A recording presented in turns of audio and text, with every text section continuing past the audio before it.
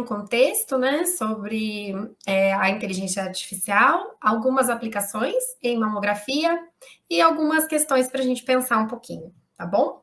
Se vocês tiverem algum comentário, por favor, envie aí através do chat, que o Homero vai controlar as perguntas e aí, ao final, a gente vai poder ter um tempo para responder.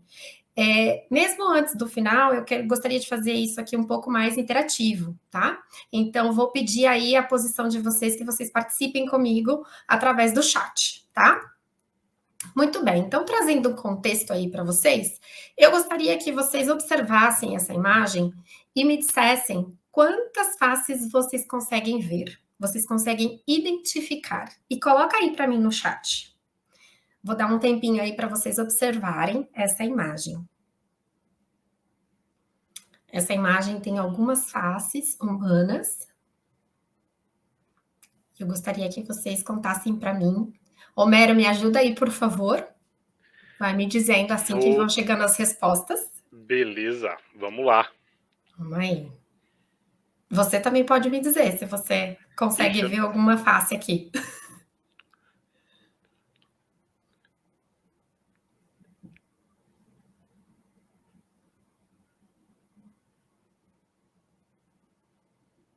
E aí, pessoal? Eu tô vendo 7 também, hein? 7? Eu tô concordando. Eita, 8 já? Meu Deus. Mais 10 segundos para vocês responderem. Olha, a Valdilene e a Cássia bateram o recorde. 11. 11? Uau, elas estão indo muito bem. Pois, pasmem, nessa também. imagem existem 14. 14 faces, tá? E essa é só uma pequena demonstração do que a inteligência artificial pode fazer por nós. É apenas um modelo de inteligência artificial. Mas então, o que é essa inteligência artificial, né? Uma definição é os computadores, né, poderem agir como os seres humanos, poderem pensar assim como os seres humanos.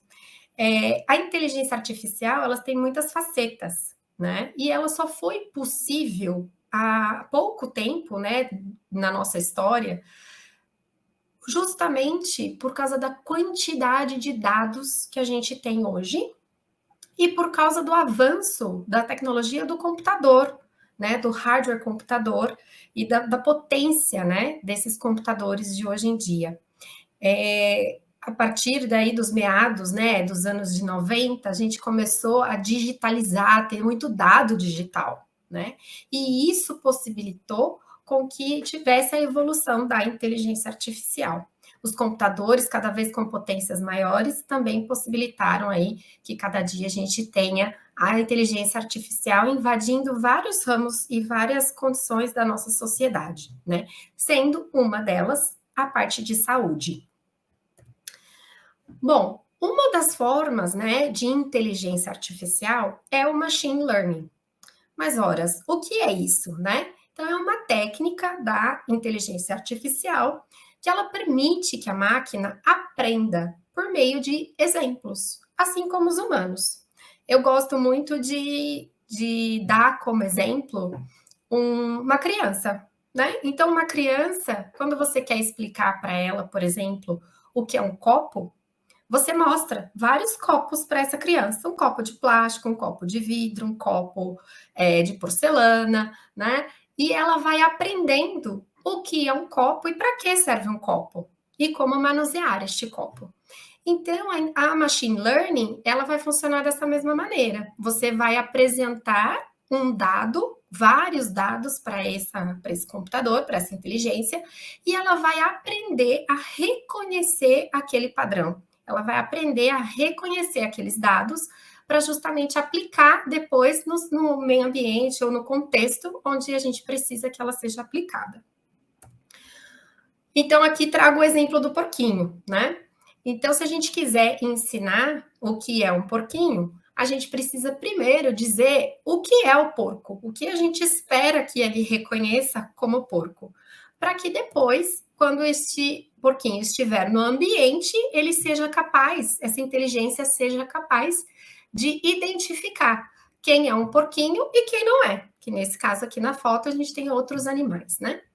Então é assim que vai funcionar a inteligência artificial também, a machine learning. Além da machine learning, existe uma metodologia, né, que é aplicada ao machine learning, que é o deep learning.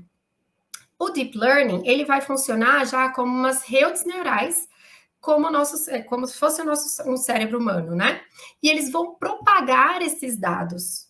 Então, é muito mais complexo. O deep learning, ele funciona não somente com os dados que a gente imputa dentro dessa machine learning, mas ele também aprende com seus próprios erros de identificação. Ele aprende com os seus próprios erros em aprender, né? Então, isso faz com que ele não dependa apenas dos nossos dados. Tem aqui uma imagem que mostra um pouquinho da diferença, né? Então, eu posso ter uma entrada, uma informação de entrada, né? E eu posso ter um engenheiro de computação, uma pessoa de data science, dizendo para ele quais são os features dessa entrada, e a machine learning vai classificar e vai te dizer, não, aquilo é um carro ou não é um carro. Quando eu estou falando de deep learning, a partir da entrada, a própria rede ela consegue identificar, ela vai aprendendo e vai identificar se aquilo é um carro ou não, tá? Então, é uma rede muito complexa que utiliza milhões de dados para poder aprender. Bom, e isso pode ser utilizado de inúmeras formas, né? Então, aqui eu trago um outro exemplo, por exemplo, de reconhecimento facial utilizando Deep Learning. Então, um dos primeiros passos para esse reconhecimento facial é que primeiro a inteligência vai aprender a reconhecer os pixels e como eles fazem formas e como eles agregados formam os diversos formatos, né? Depois eles vão aprender a reconhecer várias partes da face humana, então primeiro olhos, depois o nariz, depois a boca. E aí, depois com isso, que eles vão entender o que é um rosto, porque afinal de contas o rosto é formado, né, pela sobrancelha, nariz, olho, boca. Então a própria inteligência vai se aprimorando. Bom, como é que eu uso tudo isso lá na mamografia? Eu posso usá-la em diversas frentes. Eu vou trazer hoje aqui 4 frentes diferentes, mas existem ainda muitas outras possibilidades, e isso eu estou falando só de mamografia. Então, a gente vai falar de posicionamento, inteligência artificial aplicada ao posicionamento, inteligência artificial aplicada à classificação de risco da paciente, como suporte à decisão e como detector de lesões. E tudo isso baseado em milhões de dados, né, que foram gerados a partir dos equipamentos de tecnologia digital. Bom, para fazer a parte de classificação de risco, é utilizado, além das imagens de mamografia em si, mas é também utilizado o histórico do paciente, né? Todo o seu histórico familiar, parte genética, todos os exames que essa paciente já fez, né? Para justamente dizer qual é a classificação de risco dessa pessoa, dessa mulher, com qual risco existe dela desenvolver câncer de mama. Tá? Então, além da classificação do BIRADS, do tipo de tecido que ela tem, né? Se é um tecido glandular, se é um tecido denso ou se é um tecido gorduroso, isso faz com que a gente faça um programa personalizado para essa mulher, que ela possa ter aí, por exemplo, se tem uma mama densa, por exemplo, se já tem um histórico familiar, o rastreamento dela seja diferenciado de uma mulher que não tem nenhum antecedente familiar para câncer de mama, que tem uma mama gordurosa, ou seja, entendendo através de inúmeros dados já disponíveis sobre a relação que existe em tipo de tecido mamário e histórico familiar para câncer de mama e fazer uma classificação de risco para essa paciente. E isso também pode ser levado em consideração outros tipos de imagem. A gente pode agregar ultrassom, a gente pode agregar a ressonância magnética, a gente pode aplicar mamografia com contraste, tomossíntese, enfim, todas as padrões de imagem de mama para ajudar nessa classificação. Bom, detector de lesões. Essa é uma das inteligências artificiais muito utilizada, né? A gente já utilizava ela na mamografia 2D, mas quando veio a mamografia 3D ou tomossíntese, ficou muito necessária e muito útil a inteligência artificial. Então, aqui, a inteligência ela teve que aprender a identificar diversos tipos de lesões, né? Lesões especuladas, as calcificações benignas, diferenciar das calcificações malignas, as massas benignas e as massas malignas de um tecido normal, né? Então, para isso, precisou de milhares de imagens com todos esses tipos de lesões, para que para que a inteligência artificial aprendesse a reconhecê-las nos exames de mamografia. Hoje em dia é muito utilizada, então, na tomossíntese, justamente porque a tomossíntese, ela gera muitas imagens, é um volume para o radiologista, que antes ele lia 4 imagens e agora ele tem que ler 400, né? Porque um exame de tomossíntese pode chegar aí, para cada incidência, ter mais de 100 imagens. Então, é um volume muito grande.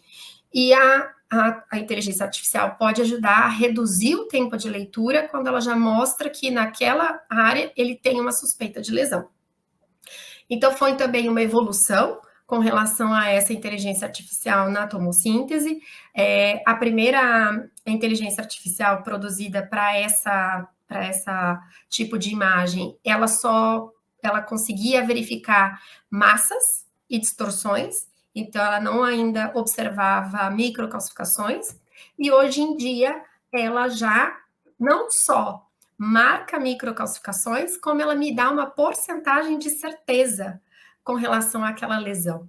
Então, ela analisa os planos da tomossíntese, ela detecta as regiões em cada plano, e além de marcar aquela lesão, ela me dá uma porcentagem de certeza. Ela compara aquela lesão com o banco de dados que ela tem, e ela diz que em X% dos casos, aquela lesão era uma lesão maligna.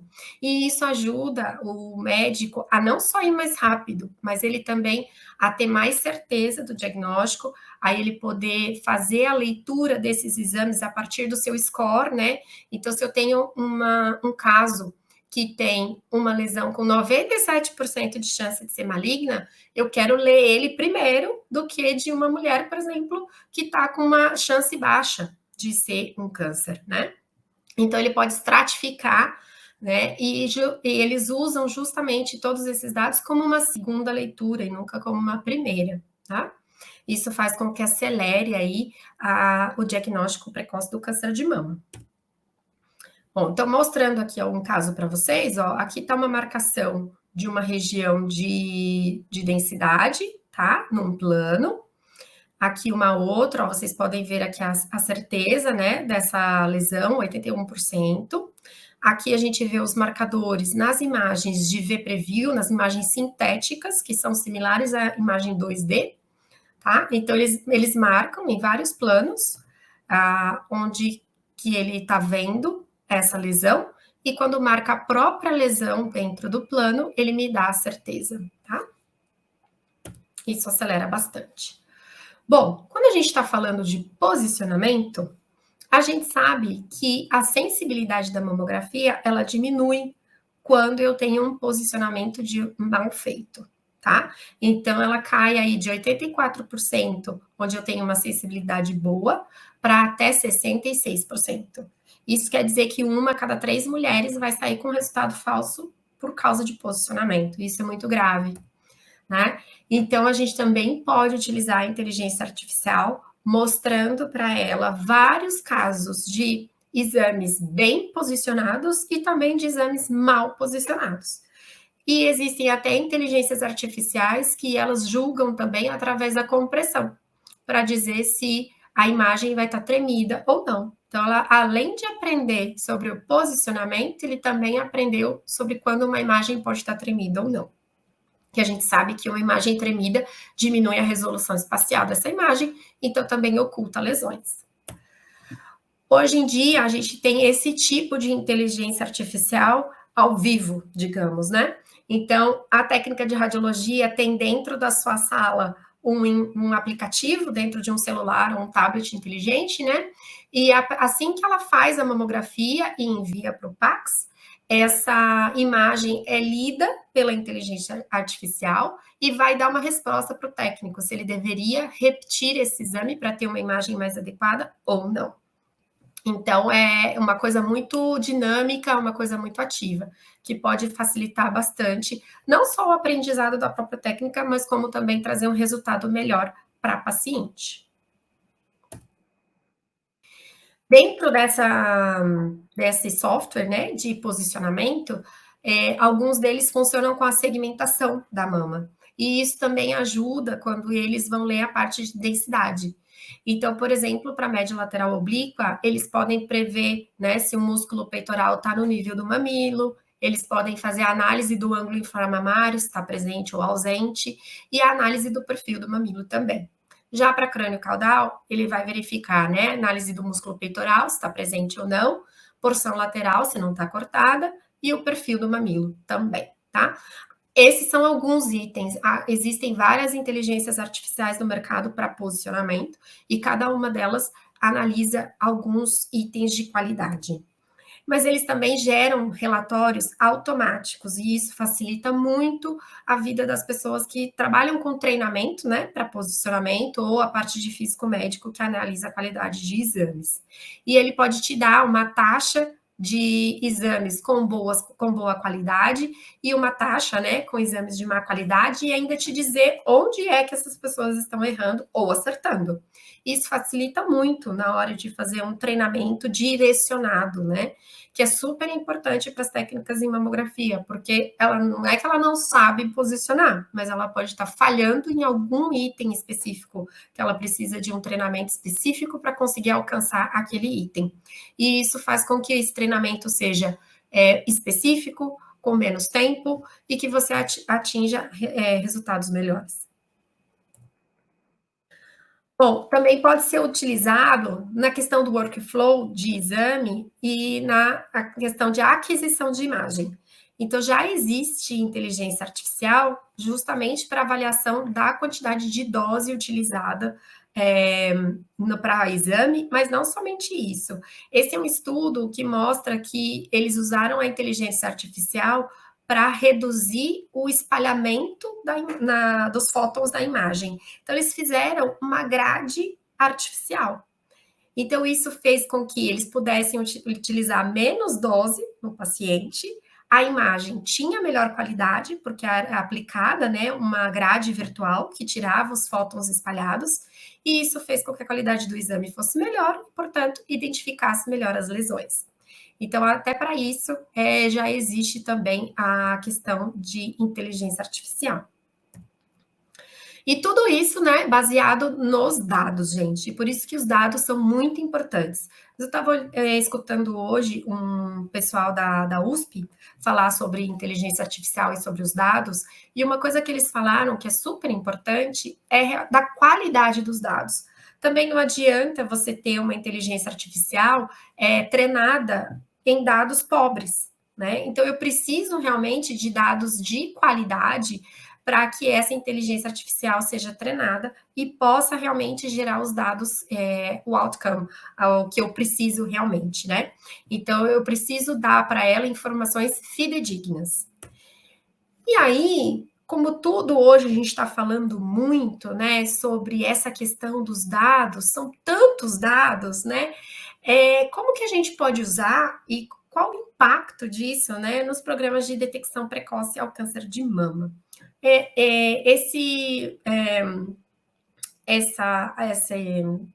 Essa literatura, né, está falando aqui sobre o impacto no programa de rastreamento, né, utilizando a inteligência artificial.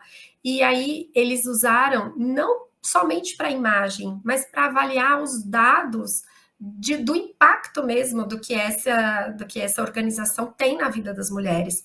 Então, questões organizacionais, como, por exemplo, identificar a razão do porquê as mulheres não vão fazer os seus exames de mamografia, por exemplo. Ou analisar diferenças entre detecção de câncer no interior e nas capitais. e nos polos, né, tecnológicos, se existe essa diferença e por que existe essa diferença, né? Verificar parâmetros para melhorar o custo e a efetividade desses programas, o que pode ser feito. Então, a inteligência artificial na saúde não precisa ser utilizada somente para avaliação do exame. Ela também pode ser avaliada por um dado utilizada por um dado organizacional, para saber se a gente está usando bem aqueles equipamentos e toda a estrutura que a gente já tem, né? Com relação à leitura dos exames, eles também utilizaram para várias coisas interessantes, ó, para prever comorbidades e como isso estava correlacionado com doenças cardíacas e calcificações vasculares na mamografia, né? Para melhorar a performance dos radiologistas com relação à leitura e para melhor selecionar os pacientes para avaliação através do ultrassom. Então, existem muitas frentes que a inteligência artificial pode ajudar.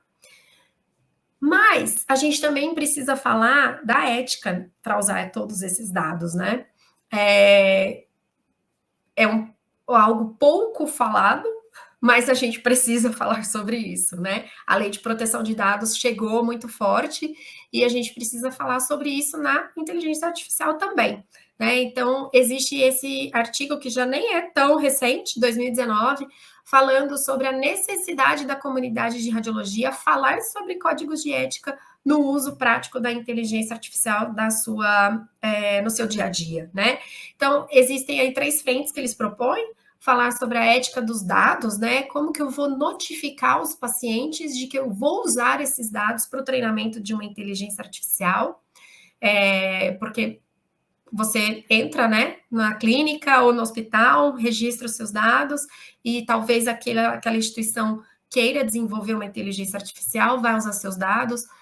Eu preciso dizer que que eu concordo que isso seja feito, né? Bom, a ética dos algoritmos de treinamento, né? Como é que eu vou proteger esses algoritmos de ataques cibernéticos? Como é que eu vou garantir que eles me tragam os resultados que eu quero, né?